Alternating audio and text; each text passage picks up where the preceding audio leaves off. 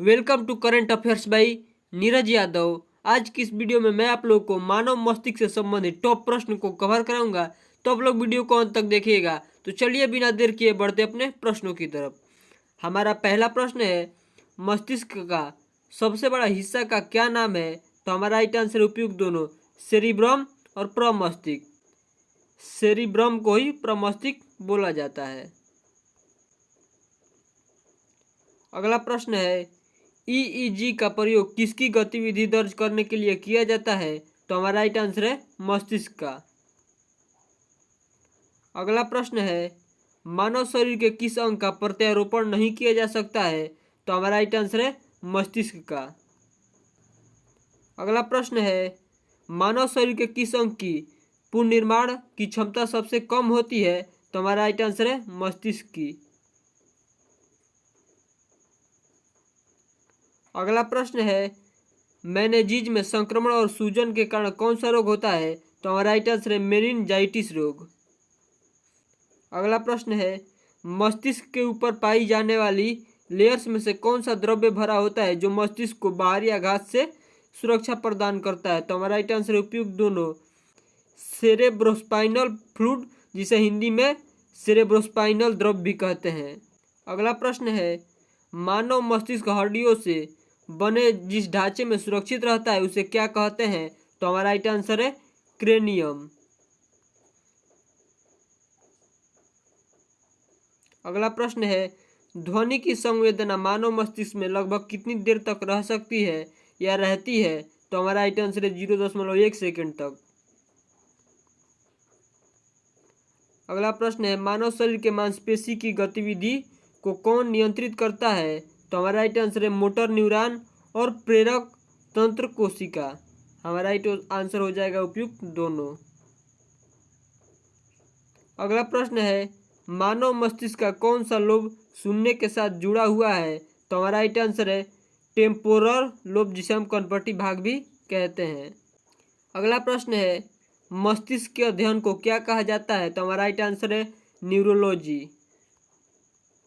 अगला प्रश्न है, मस्तिष्क की सुरक्षा के लिए मस्तिष्क के ऊपर कितनी परत होती है? तो हमारा राइट आंसर है 3। अगला प्रश्न है, मस्तिष्क की सुरक्षा के लिए मस्तिष्क के ऊपर 3 परत कौन सी है?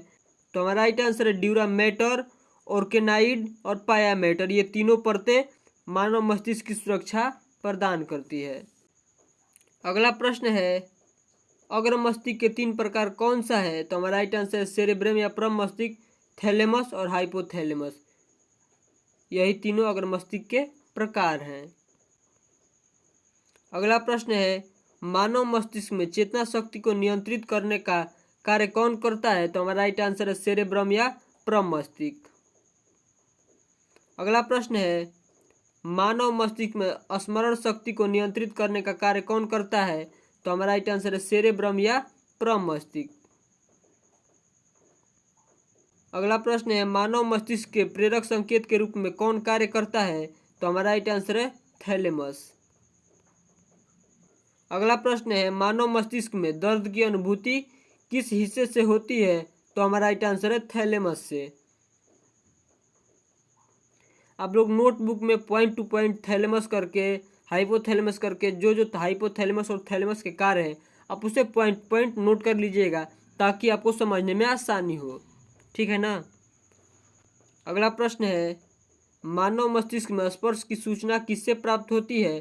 तो हमारा राइट आंसर है थैलेमस से। अगर आप लोग इस वीडियो का PDF फाइल डाउनलोड करना चाहते हैं तो हमारे टेलीग्राम चैनल को ज्वाइन करके कर सकते हैं। टेलीग्राम चैनल का लिंक इस वीडियो के डिस्क्रिप्शन बॉक्स में मिल जाएगा। अगला प्रश्न है, मानव मस्तिष्क में दबाव की अनुभूति कौन कराता है? तो हमारा राइट आंसर है थैलेमस। अगला प्रश्न है, मानव मस्तिष्क में तापमान को नियंत्रित करने का कार्य कौन करता है?